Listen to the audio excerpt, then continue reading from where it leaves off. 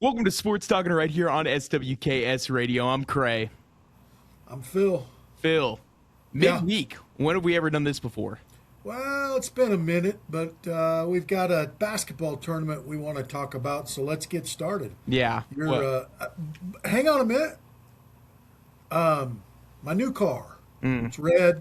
Can you wash it for me before you deliver that? Yeah.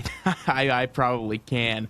For those of you who don't know, I told Phil there is no shot Kansas does not make the Sweet 16. I would bet everything on it. You said, I bet everything I have. And I wanted to clarify, and I said, everything? And you said, yes. And I said, okay, sounds like I'm going to have all of your stuff. Well, I want to start with that Kansas game because, first off, I'm annoyed with that Kansas game. They looked like the best team in college basketball in those final 4 minutes. They played their tail off. They hustled every loose ball they got to. If they had played like that from the start, they would have beat St. John's by 20. However, that wasn't the case.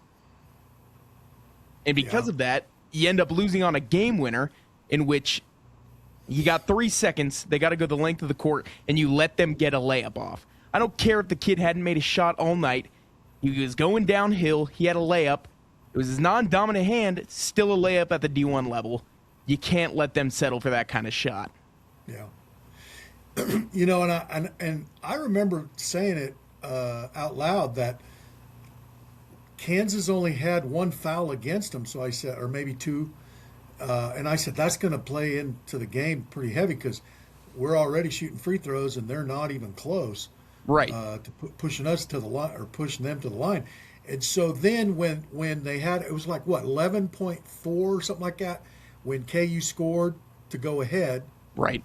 Or tied up, sorry, and they fouled him twice way too quick, and you could read Self's mouth. He said, let more time go off the clock right before you foul him. Because you got 10 seconds to go across the half-court line. Gosh, if they just let 4 seconds go and then foul, then they got to start again. 4 seconds go, then foul. Mm-hmm. They're down to 3 seconds at that point. And then then you foul them again. They could have got it to where they inbound the ball and they've got maybe a second left on the clock. And then, like you said, how in the world? Okay, let me ask you this, Craig. You're an NCAA coach right now. Yeah. Your team needs to make a stop. There's 3.9 seconds left in the game. Why don't you play a zone defense instead of man-to-man? That's a great question. That really is. And it's not even that you know time is expiring. You can't let them get to the basket. I totally agree. Make them settle for a three-point shot. St. John's is a great three-point shooting team. However, would you rather them attempt a layup or a three-pointer? And at the end of the day, you're always going to choose a three-pointer. Sure, I'd definitely choose a three-pointer, especially in that situation. And with that guy that's handling the ball, of course, he didn't know that at the beginning. But the other thing that was a critical part of the game was neither side had any timeouts left. Right. You're 100% right. That was a big deal. And the fact that KU has no timeouts, Self can't bring them in there to say, look, guys, we can milk the clock all the way almost to zero. We've got enough fouls to give. Just let the ball, let the time click off a little bit. And that's the thing about college basketball is no matter how much basketball you play, these are college-age kids. Yeah. I mean, they're not going to understand the game as well as some of these coaches do, and I think that's the problem you run into, and I think that's kind of what makes college basketball so fun, is you're still going to get March Madness moments like this where game winners are hit, honestly, because of bad communication. It just sucks that Kansas was at the receiving end of it. Yeah. Well, I've only watched 2 games this year, that one, and then I watched when North Carolina upset Duke earlier in the season. And here's the interesting thing. Duke, Kansas, and KU are not in the Sweet 16. Kentucky, you're thinking. Kentucky, sorry. I said Duke earlier. I said that wrong. Thank you for correcting me. Kentucky, North Carolina, and KU, Kansas, not in the Sweet 16. When's the last time that happened? That only one of those teams, or only Duke made it and the other 3 didn't. And I think it's something that's going to become the regular. Because, again, with the transfer portal, the one thing that's going to change is the end of blue bloods. Yeah, I think you're right. And I think that might be a good thing. Yeah. What other takeaways did you get? I'll be honest, Craig, and that's the first game I watched Darren Peterson. I know you love the guy. I did not see that NBA star power out of that guy. I just didn't. I get what you're saying. You got to remember, though, he's shooting 48% from the field, 38% from three, averaging 20 points a game, only playing half the games.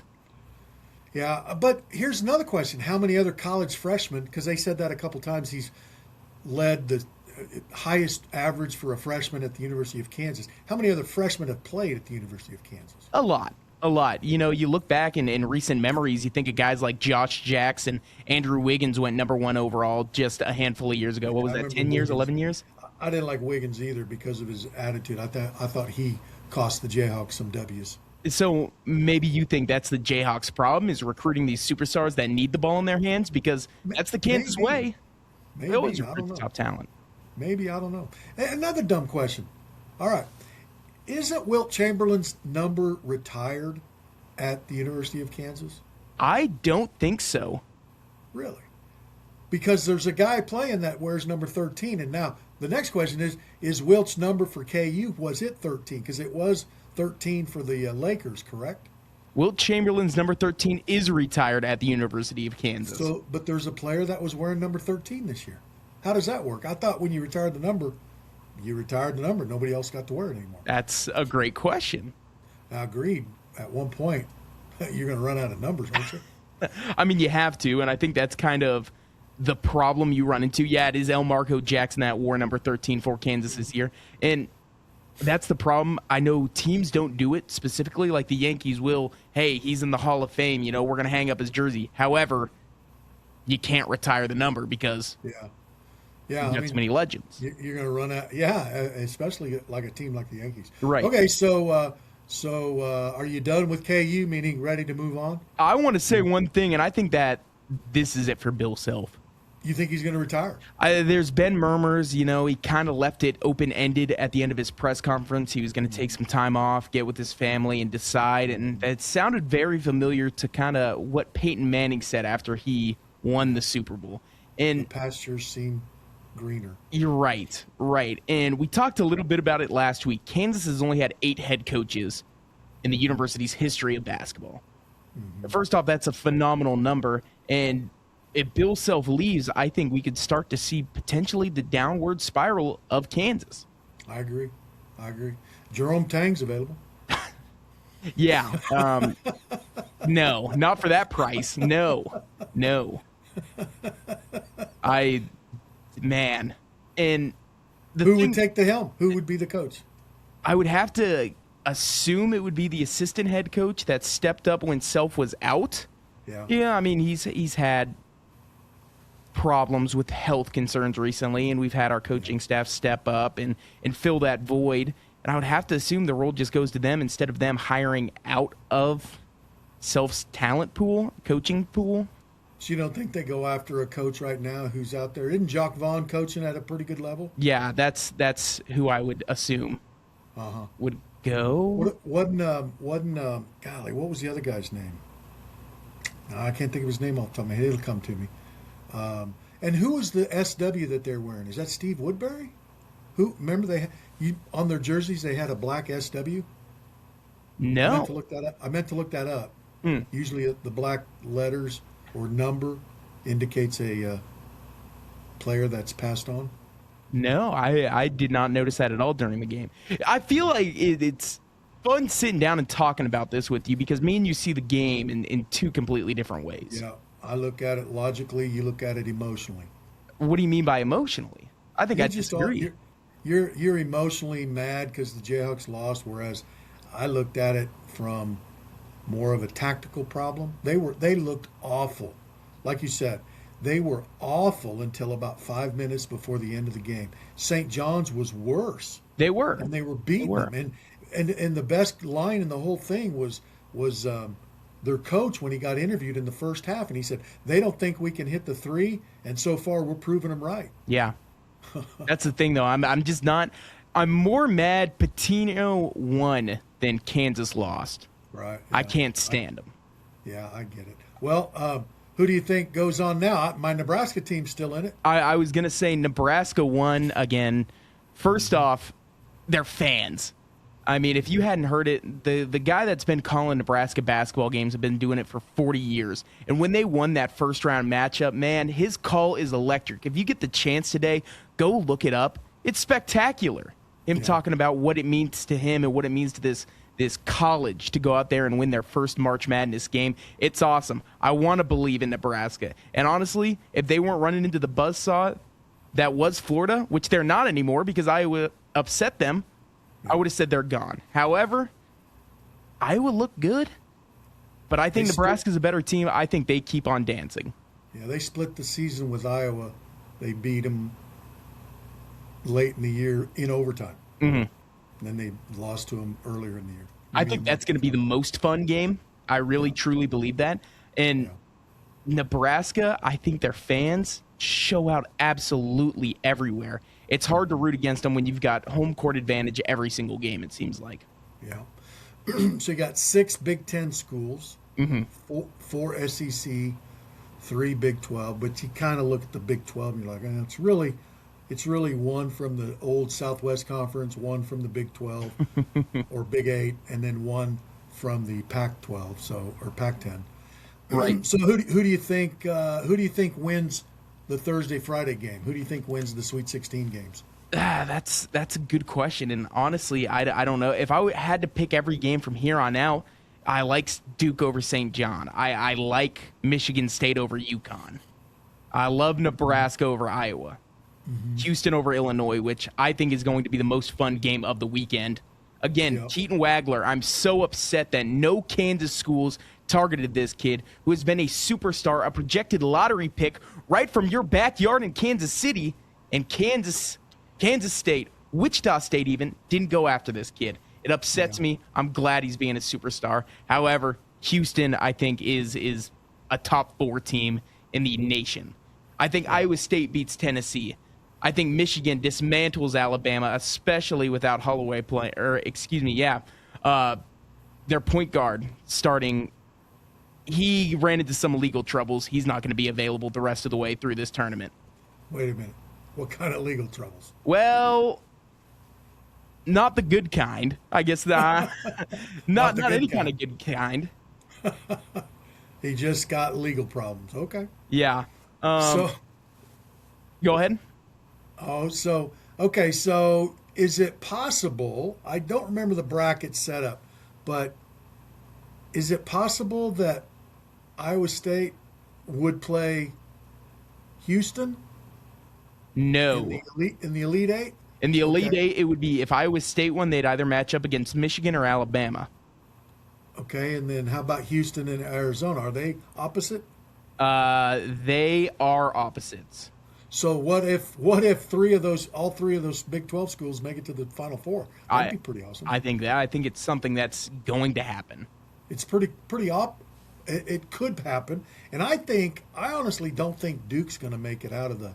I think they win like you do St. John's. I think they beat them. But I don't think they win the next game. I agree. Duke just doesn't look the same. TCU gave them troubles up until about the 6-minute mark in that game, and then they ran away with it. They did not look good against Siena. Again, they won 71-65, but Siena had an 11-point lead at the 5-minute mark. Yeah. So I don't know what's going on with this Duke team. However, I'm not buying into it. It is Duke, though, and it is March. Yeah. Could happen. Well, I'd like to see Iowa State make it into the Final Four. I like their coach. I like the way they play. I like the way that they talk. I don't know if you paid attention to that game, but they have to be in the gym at 6 a.m, and the coach tells the guys as he recruits them, "Hey, this is our program. If you're not into that, don't even come." Yeah, but you like that because you're military minded. That's the way you were taught. Do you think? I like it. I think it's a great structure for college kids that are learning how to be responsible without mom and dad. I think you're right to an extent, but you got to let them have a little bit more freedom than that. They're not necessarily not. Mm-hmm. We don't know that their day's accounted for 24 hours a day. Yeah, you're right.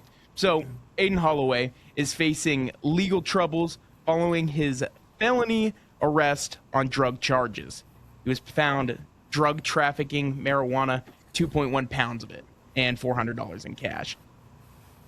And in my eyes, first off, that's the first sign that you're not running a great program. And I don't want to throw the coach under the bus, but that's not something you saw a lot happening in Alabama when Nick Saban was there. Of course, you got a little bit of it here and there, but how tight are these coaches keeping these kids on a leash? And I think that's what plays into a factor when it comes March time. What teams are the most disciplined, going to give it their all out there on the court? He obviously didn't care enough about basketball if he was willing to drive with 2.5 pounds of weed in his car. Yeah. That's the way I look at it. He wasn't apparently his NIL money isn't very big. Well, I know. There are two more games we haven't talked about, Phil, and that is Arizona, Arkansas. I think that is the best team in the nation against the best player in the nation in Acuff. Acuff for Arkansas. If you haven't got a chance to watch him, man, I'm telling you, he is probably the best player in the nation from the start of the year to the end. Well, if he's any better than Peterson, I'll be asleep by halftime. And then your team, the Texas Longhorns. Not my team. We call them shorthorns around me. One of the first four in. Played in that first four in. I know. Now in the Sweet 16. And the women's side has a first four team in the Sweet 16 also, Virginia. Yeah. And I think that's fun. Again, the first four in has only made it to the Final Four one time, and that was UCLA in 2021. Well, it's interesting. So I'll give you $1. No, I'll let you drive your car tomorrow morning to work if you can tell me two teams other than Virginia on the women's bracket. Two teams, because we know one of them. Syracuse just got beat by UConn. And Iowa State just got beat by... Well, I mean still in the tournament. Yeah. That's how I'm processing it. So UConn and Iowa State's out. Give me what's always a great TCU. No, I believe TCU lost. Well, I gave him my best effort. Yeah. I figured you just go to the go-to, South Carolina. They're averaging 102 points. Yeah, they are. I mean, that's a cop-out answer. I could have said USC. I'm sure they're still in it with Juju Watkins. No, they're not. Really? No, yeah. But USC is University of South Carolina, by the way. Well, anyway. All right, so now let me ask you this other question, because are you familiar with this college basketball crown, that tournament? No. So Nebraska played in it last year. It's a tournament that they invite 8 teams out to Las Vegas. These are Division I teams that did not make the NCAA tournament, and it's sort of like it's a rival to the NIT. I would think the NIT doesn't like this at all because it's taken 8 pretty good schools away from the NIT tournament, and it's played the first weekend in April, and it's a single elimination. So it's like the grade 8, and Nebraska won that game last year, or won that tournament last year. Here's the cool part, Craig. The prize money is $500,000 in NIL. I did hear about this. Yeah. I think that's spectacular, and I'm going to come out and say it. I think this is something that should be implemented in all sports. Wouldn't that be interesting? It's sort of like a bowl game without sanctioning a bowl game. It's an interesting game. I mean, it's an interesting thing. It's carried on Fox. I'm looking at it. Good teams in Oklahoma, Colorado, Stanford, West Virginia, Creighton, Rutgers. I mean, these are fun teams. Yeah, there's 3 Big 12 schools in. Right. And Baylor, Colorado, and I can't remember the third one. West Virginia. There you go. Yeah, and I think that this is competition that is needed.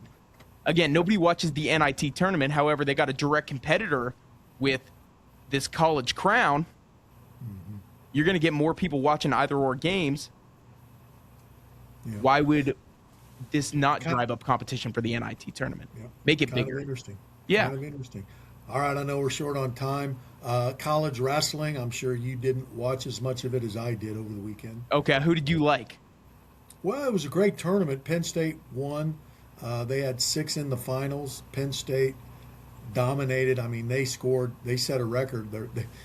They broke their own record for the fourth time for the most points scored in the NCAA tournament. You wouldn't happen to remember off the top of your head what that was, would you? I'm going to go with 179 points, but it might have even have been 181. Okay. Yeah.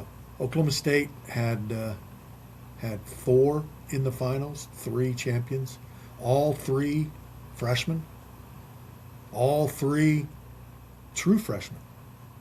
One of the guys, their 33-pounder. I've heard about this guy. He just graduated early, correct? Uh-huh. Yeah. He was in high school 3 months ago. Right. Yeah. Jack Forrest. Yeah, Forrest. Yeah. He had 13 matches prior to the NCAA tournament. He was 13-0 after the Big 12 tournament. Won the Big 12, and pretty good guy, pretty good kid. But it was fun. It was fun to watch. I tell you, the stud, the heavyweight match was a great match. North Carolina State guy against Iowa State guy. The Iowa State guy was seeded 1. North Carolina State guy seeded 2, but they were both undefeated. Right. And the North Carolina State guy only had 2 points scored on him in the whole tournament. So that was pretty cool. That's dang impressive. It was a good match. It was a great match, great tournament, good stuff. And then some more great horse racing over the weekend. It's got some more. The Arkansas Derby's this Saturday, so it's getting to be that time. Playoff hockey's almost here. Right. NBA basketball is almost here. Playoff NBA basketball. First pitch for baseball is what, Friday? Friday. For the Royals, it's Friday. There's actually a game on Wednesday night on Netflix only for the first ever time. It's going to be the Giants against the Yankees. Yeah. Well, that'll do it for me, Cray. Anything else you want to talk about? Sounds great. Just a reminder, we will be back on Friday. In the meantime, Phil's going to get a sip of water, and that's been Sports Talking right here on SWKS Radio.